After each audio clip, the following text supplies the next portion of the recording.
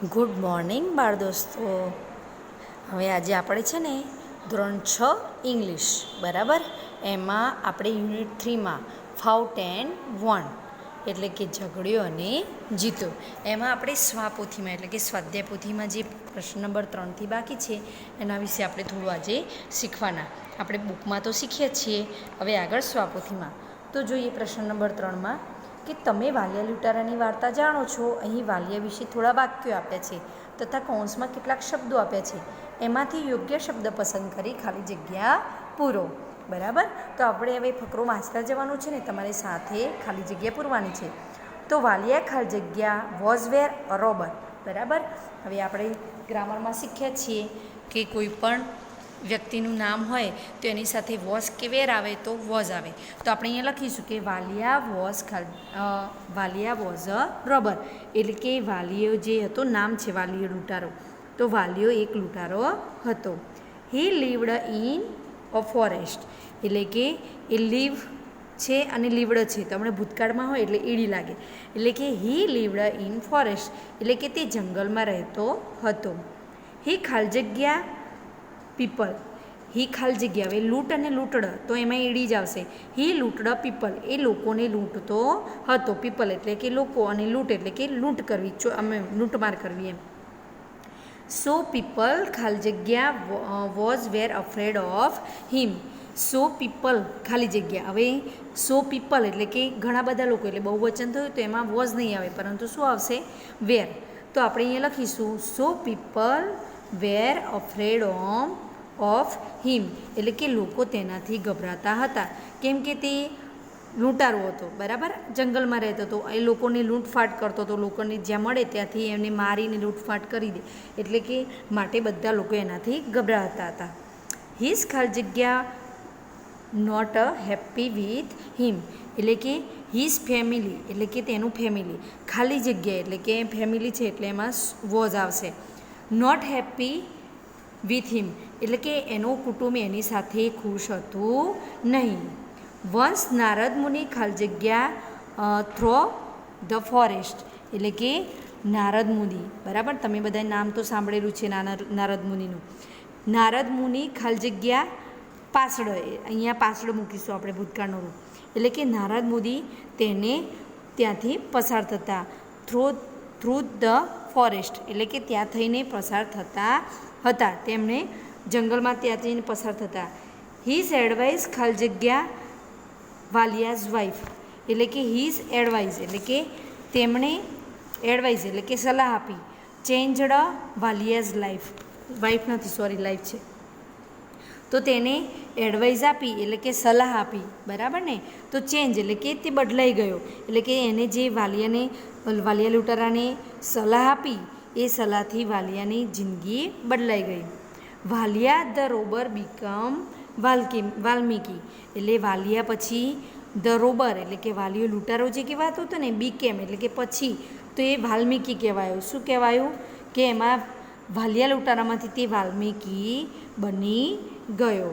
The Saint એટલે કે વાલ્મીકી ઋષિ સંત બની ગયા એમ. હી ખાલી જગ્યા the Ramayana, he wrote write નહીં આવ્યા પરંતુ રોટ એટલે કે તેમને રામાયણ લખ્યું હતું, એટલે કે તેને પછી છેલ્લે શું લખ્યું? તો રામાયણ. એટલે કે વાલ્મીકી ઋષિ જે હતા ને એ પહેલાં શું હતા? એક વાલિયા લૂંટારો હતા. બરાબર ને, એમનામાં જ્યારે ચેન્જ થયું ત્યાર પછી એમને સંત થયા અને સંતમાંથી એમને રામાયણ લખ્યું હતું. બરાબર, ચલો હવે આગળ જોઈશું. તો આગળ છે ઉપરની વાર્તાને આધારે નીચે આપેલા પ્રશ્નોના ઉત્તર લખો. એટલે કે આપણે અહીં ઉપર વાર્તા જે નાનકડી જોઈ એની આધારે પ્રશ્નના ઉત્તર લખવાના. હુ વોઝ અ રોબર, એટલે કે લૂંટારો કોણ હતો? તો વાલિયા વોઝ અ રોબર. બરાબર. વેર ડીડ હી લીવ, એટલે કે તે ક્યાં રહેતો હતો? તો હી લીવડ ઇન અ ફોરેસ્ટ, એટલે કે તે જંગલમાં રહેતો હતો. વોટ ડીડ વાલિયા ડુ, એટલે કે વાલિયો હતો એ શું કરતો હતો? તો વાલિયા લૂંટડ પીપલ, એટલે કે લોકોને લૂંટફાટ કરતો હતો. Was his family happy with him, એટલે કે શું તેની ફેમિલી એની સાથે, એનું કુટુંબ એની સાથે ખુશ હતું? ના. કોઈ પણ વ્યક્તિ ચોર લૂંટારો હોય તો એના કુટુંબવાળાને ગમે ના ગમે? તો no, his family was not happy with him, તેની સાથે ખુશ ન હતા. Whose advice change Valiya's life, એટલે કોની એડવાઇસથી વાલિયાની લાઈફ બદલાઈ ગઈ એમ? તો Narad Muni's advice changed Valiya's life, એટલે કે નારદ મુનિની સલાહથી વાલિયા લૂંટારાની જિંદગી એટલે કે લાઈફ બદલાઈ ગઈ, એટલે કે ચેન્જ થઈ ગઈ. બરાબર. ચલો હવે આગળ જોઈએ. આગળ છે સાચો વિકલ્પ પસંદ કરી પ્રશ્નોના ઉત્તરનો ક્રમ અક્ષરમાં લખો. What was Valia? વાલિયા શું હતો? હન્ટર, રોબર, મર્ચન્ટ કે જાયન્ટ? તો આપણે અહીંયા લખીશું રોબર, એટલે કે લૂંટારો. હુ પાસ્ડ થ્રુ ધ ફોરેસ્ટ? તો કોણ ત્યાંથી પસાર થયું જંગલમાંથી? તો નારદ મુનિ, એટલે સી આવશે. What did Valiya become? તો વાલિયા પછી શું કહેવા લાગ્યો એમ કે વાલિયો લૂંટારો હતો અને પછીથી શું કહેવા, શાના તરીકે ઓળખાતો? તો એ સંત, એટલે કે સંત. વાલિયા રોટ ખાલી જગ્યા the Gita, the Mahabharata, the Ramayana, the Ramcharitmanas. તો શું આવશે? ધ રામાયણ. બરાબર. ચલો હવે પાછળનું પેજ જોઈશું. તો પાછળમાં આપેલા છે, આપણે ચોપડીમાં શીખીએ જ છીએ, નીચે આપેલા શબ્દો જેવા મદન મંચૂર કાવ્યમાંથી શોધીને લખો. આપણે મદન મંચૂર જે પોયમ શીખ્યા ને આ પહેલી એક્ટિવિટીમાં જ, એના વિશેની થોડી અહીંયા એક્ટિવિટીમાં ખાલી જગ્યાઓ પૂરવાની છે.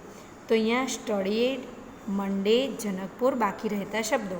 હવે જો અહીંયા સ્ટડીડ એટલે કે ભણ્યો હતો, બરાબર. તો અહીંયા ઈડીવાળા વાક્યો બધા લખવાના છે. એટલે આપણે મદન મંચૂર કાવ્યમાં આવતું હતું ને, તો એમાં વર્કડ, મેરીડ, એડમિટેડ, ડાયડ, ક્રિમેટેડ, બરાબર.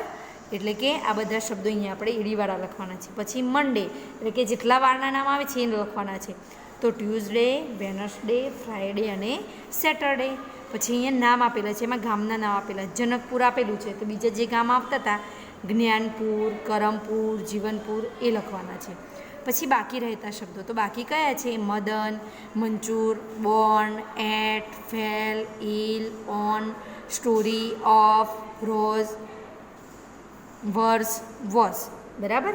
આટલા શબ્દો આપણે પોયમમાં શીખ્યા છીએ, પછી ચોપડીમાં એક્ટિવિટી શીખ્યા છે ને ફરીથી સ્વાપોથીમાં. બરાબર. એટલે 3 વાર રિપીટ થઈ જશે. ચલો હવે બિરજુ ધ બ્રેવ વાર્તાના આધારે એમાં આપેલા શબ્દોને બીમાં આપેલા પદો સાથે જોડો. બરાબર. હવે આપણે બિરજુ ધ બ્રેવ સ્ટોરી સરસ શીખ્યા છીએ, બધાને ખબર પડી, 2 વાર શીખ્યા છીએ. બરાબર ને. તો હવે એના આપણે જે વાક્યો આપેલા છે એની સાથે આપણે જોડવાના છે. તો પહેલું forest, brave, agree, tease, reply, બરાબર આપેલા છે ને. Congratulate, arrest. તો આ બધા શબ્દોને આધારે આપણે સામેથી વાક્યો શોધવાના છે. તો હવે આપણે જોઈએ, ફોરેસ્ટ એટલે જંગલ, બ્રેવ એટલે કે બહાદુર, એગ્રી એટલે ગુસ્સે થવું, પછી ટુ ટીઝ એટલે કે ચીડવવું, રિપ્લાય એટલે કે જવાબ આપવો, કોંગ્રેચ્યુલેટ એટલે કે અભિનંદન આપવા, અને અરેસ્ટ એટલે કે ધરપકડ કરવી. બરાબર. તો હવે સામેથી વાક્યો આપણે જોઈએ. તો પહેલાંમાં શું થશે? ફોરેસ્ટ. તો ફોરેસ્ટમાં આવશે ફૂલ ઓફ ટ્રીસ, એટલે કે ઘણા બધા વૃક્ષો હોય. જંગલમાં શું હોય? ઘણા બધા વૃક્ષો. પછી બ્રેવ, તો Jagruti went to the doctor at night. Jagruti બહાદુર. કેમ બહાદુર? કારણ કે તે રાત્રે ડૉક્ટર પાસે ગઈ હતી. બરાબર. પછી એગ્રી, તો એગ્રી એટલે ગુસ્સે થયો અને નેહાએ જવાબ આપ્યો. Neha replied yes. આપણે ગુસ્સે થઈએ તો હા કહીએ છીએ ને ઘણી વખત એમ. પછી ટીઝ, તો અંજલિ કોલ્ડ લતા લડ્ડુ, એટલે કે અંજલિ કોલ્ડ એટલે કે અંજલિ લતાને શું કહીને ચીડવે છે? તો લડ્ડુ. ટીઝ એટલે કે ચીડવવું થાય. પછી રિપ્લાય, તો રિપ્લાયમાં શું આવશે? રાકેશ આન્સર્ડ ધ ક્વેશ્ચન, એટલે કે રાકેશે પ્રશ્નનો જવાબ આપ્યો, એટલે કે રિપ્લાય આપ્યો. કોંગ્રેચ્યુલેટ, તો જયેશ વોન 100 મીટર રેસ, એટલે કે જયેશ 100 મીટર રેસમાં જીતી ગયો. હવે જીતી ગયો એટલે કોંગ્રેચ્યુલેટ કરીએ ને આપણે, કોંગ્રેચ્યુલેશન એમ. પછી અરેસ્ટ, તો the police caught the thief. બરાબર. એટલે કે પોલીસ કોર્ટમાં તેને લઈ ગઈ અને અરેસ્ટ કર્યો, એટલે ધરપકડ કરીને એને કોર્ટમાં લઈ ગઈ. હવે આગળ જોઈશું. તો આગળ શું આપેલું છે? તો આગળ આપેલું છે આપણે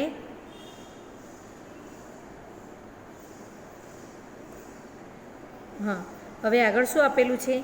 તો આગળ ટ્રુ અને ફોલ્સ આપેલા છે, બરાબર. તો ટ્રુ અને ફોલ્સમાં આપણે લખવાનું છે Birju liked to go out at night. તો Birju liked to go out at night એટલે કે બિરજુને રાત્રે બહાર જવું ગમતું હતું. તો ખોટું, એને તો બીક લાગતી હતી એટલે અહીંયા ખોટું, ફોલ્સનું spelling. The dacoits lived in Surajpur, ખોટું, ડેકોઇસ્ટ સુરજપુરમાં રહેતા ન હતા. Birju asked the sarpanch for 10 men, તો યસ સાચું આવશે. Birju and his friends caught the dacoits, તો એ પણ true. The people congratulated Birju and his friends, તો ખોટું, પોલીસે એમને કોંગ્રેચ્યુલેટેડ નહોતું કર્યું પરંતુ ગામના લોકો, વિલેજર્સ એન્ડ સરપંચ, બરાબર. તો એમાં પણ ખોટું આવશે. તો બાળ દોસ્તો આપણે અહીંયા સુધી આપણે શીખ્યા. તો તમારે આ બંને પેજ સરસ તમારી સ્વપોથીમાં પૂરવાના છે.